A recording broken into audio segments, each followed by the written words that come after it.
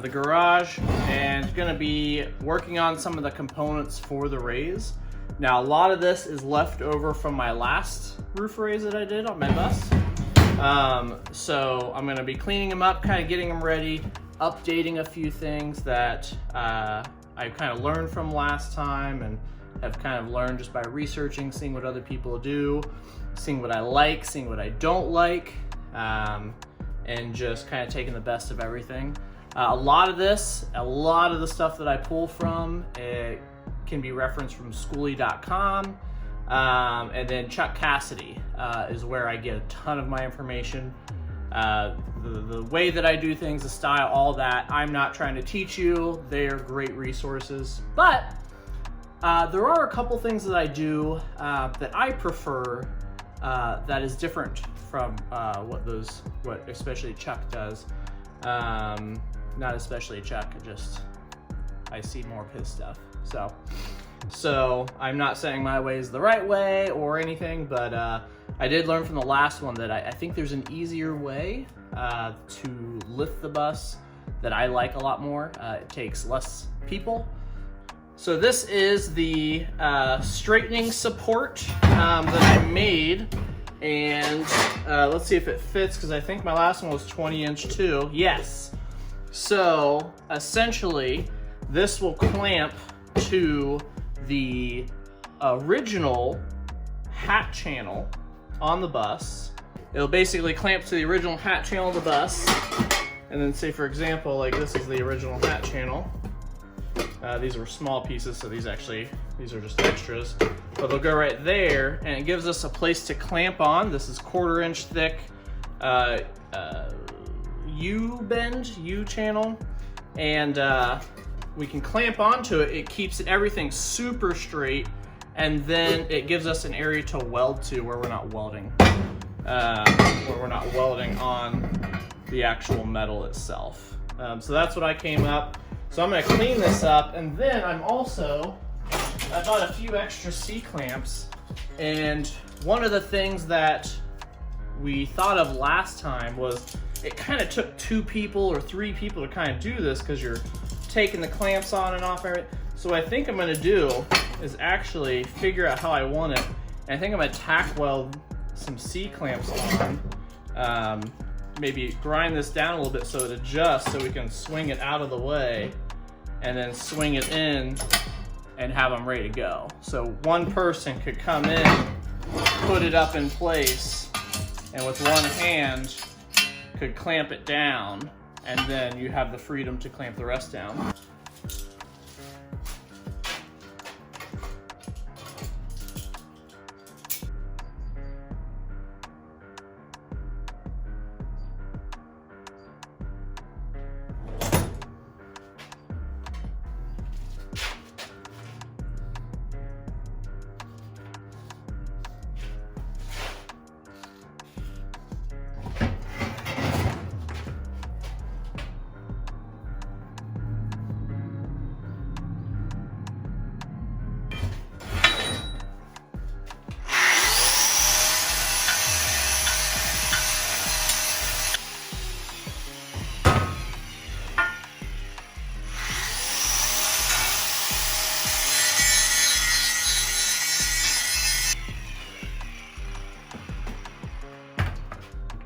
Yeah, I think that'll work.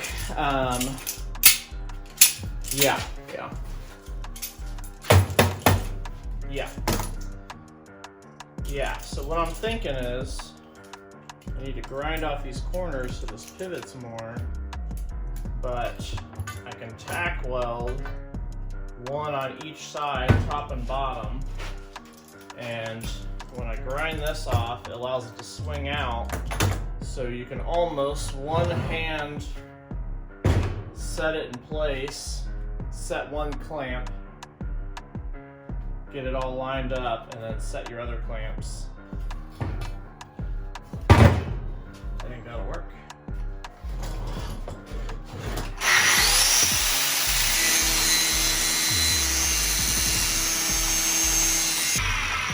There we go, that's what I'm talking about. So I can tack weld it.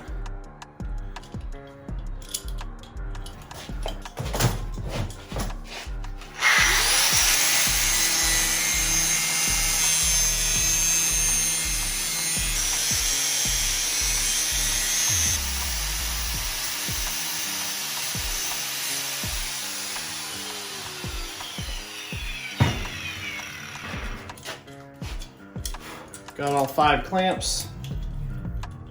That'll be good.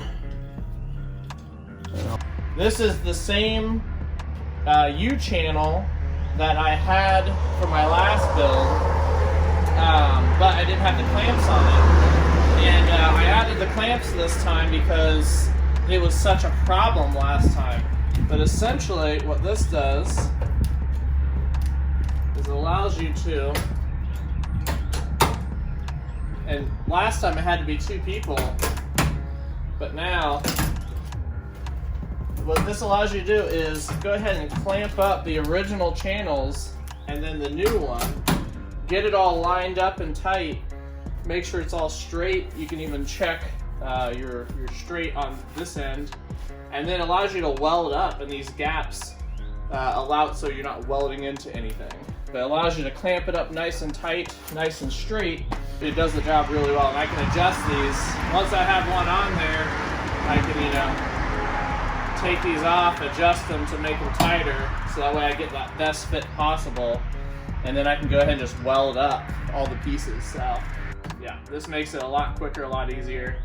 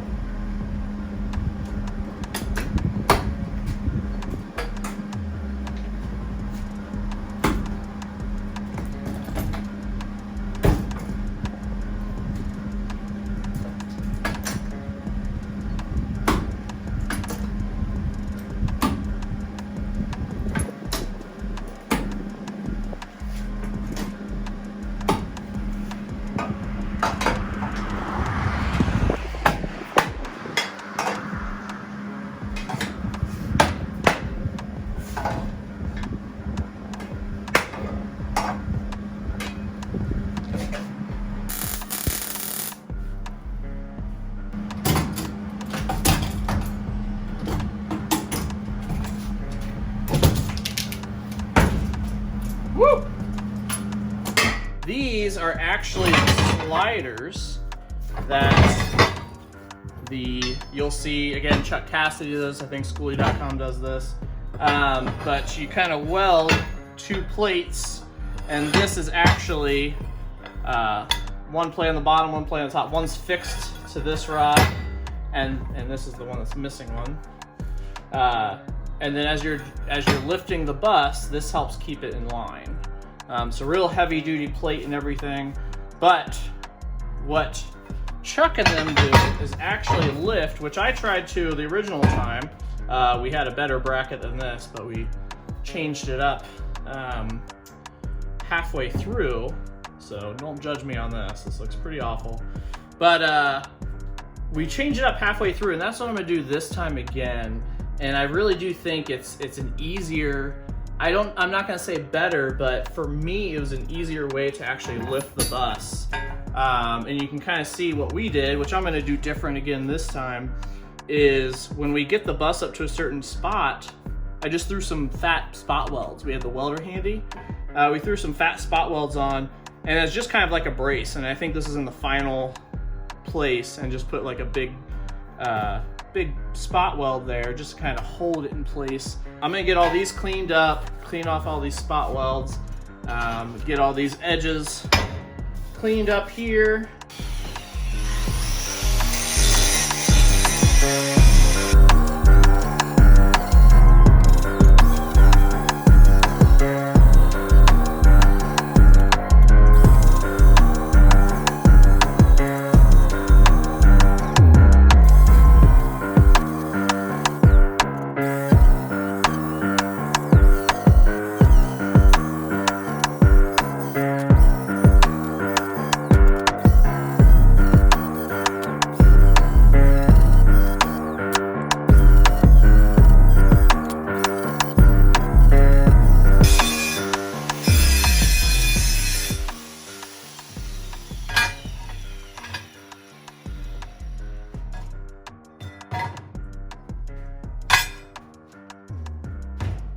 All the sliders welded in place, And so you can kind of see how these will work is as the bus gets lifted, this tube slides up out of there and it helps keep it aligned. So it keeps the bus from moving a whole lot. A lot of bus builders actually use these to lift on, and I actually attempted to do it the first time. They put a jack underneath. You usually have 4 jacks, 2 in the front, 2 in the rear. You have at least 2 people jacking them up, maybe a 3rd or 4th helping out otherwise. But what we ended up doing, about halfway through that, we found it would be thought about and discovered would be way easier, is we actually used a different set, but a pair of these. These are meant for 2-post lifts. So you put them underneath the front and rear of the car to stabilize it so it doesn't teeter on the lift. And but they have an incredible lifting and holding strength, and a little corkscrew there, and then different settings. So what I'm actually gonna do is, when we get this all cut loose, is literally just crank up each side and lift the bus that way. I'm gonna tack the stands to the ceiling just to hold them in place.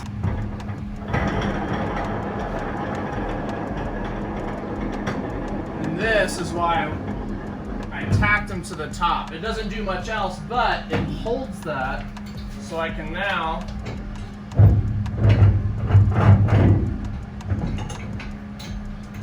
adjust that. I went ahead and tack welded little blobs just above it, so not to the lower slider, but just to the rod, and there's 1 on each side on all 4, and that helps hold it in place.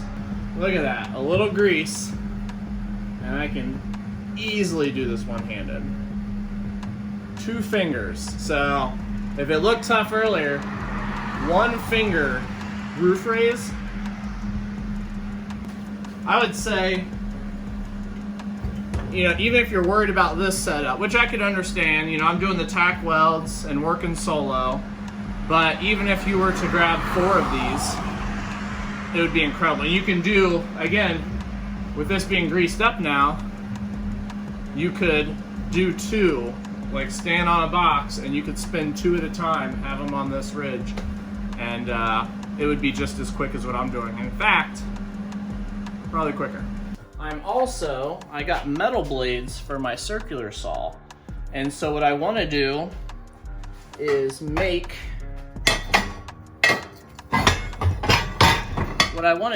a jig that kind of holds this in place.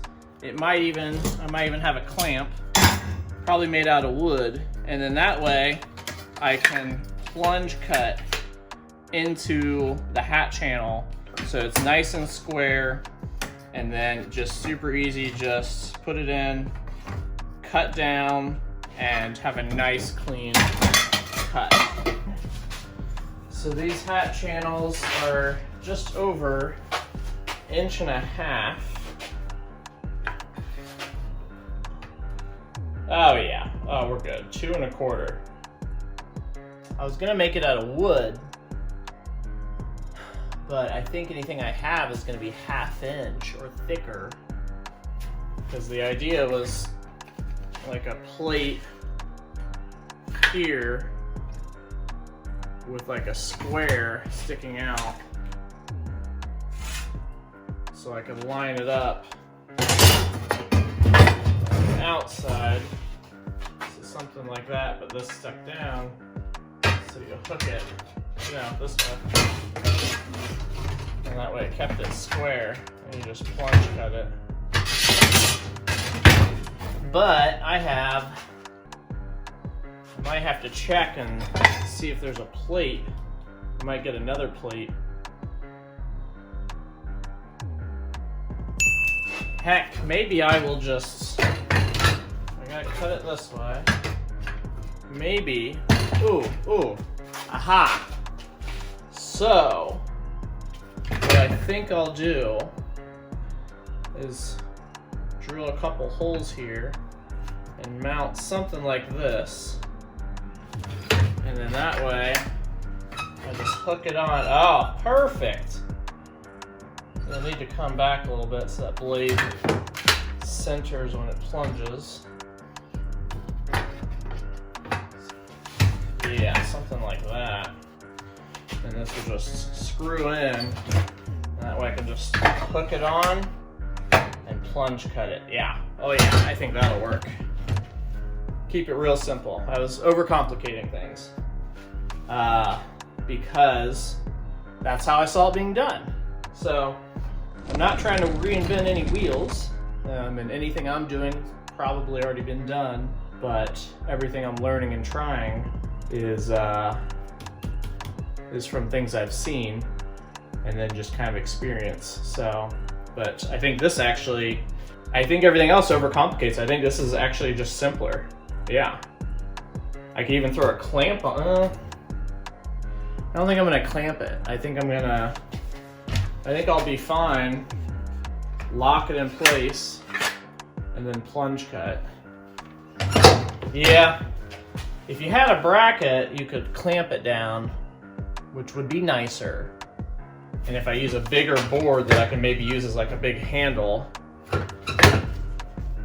it won't be as much of a problem. I think this is a tomorrow morning thing. This is the contraption I built right here.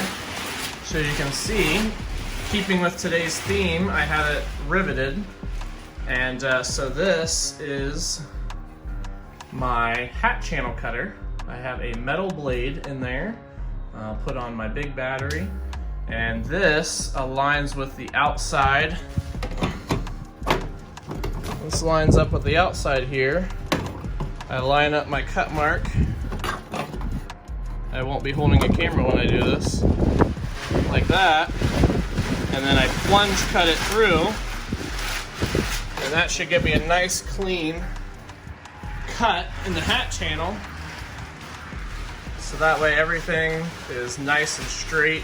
And when we lift and put it in the new hat channel, it'll fit real well.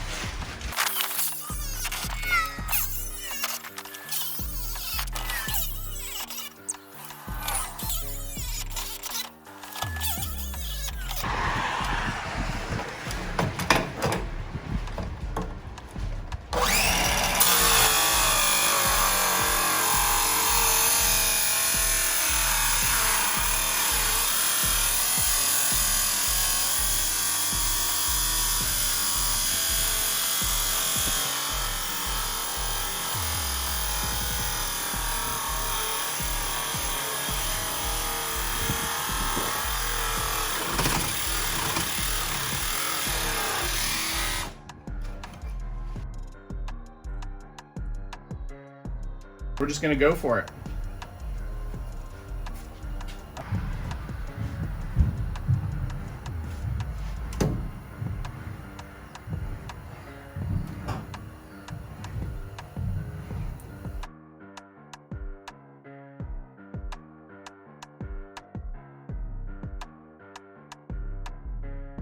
So the two drills that I'm using, I have one chalked up, and this is a 17/64, I believe, drill bit. And then I also have a little chamfer bit, or a deburring bit, or a countersink bit.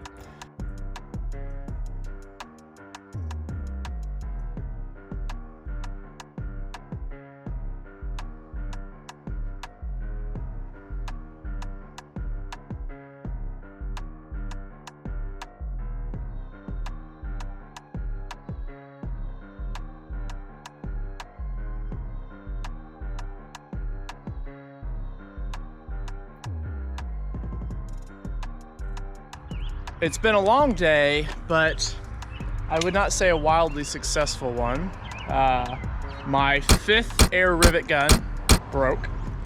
So I actually downgraded the Harbor Freight. This is the next one. And it's actually broken, but it's still working. Nothing's ejecting out of the back of it, but it is still actually riveting, so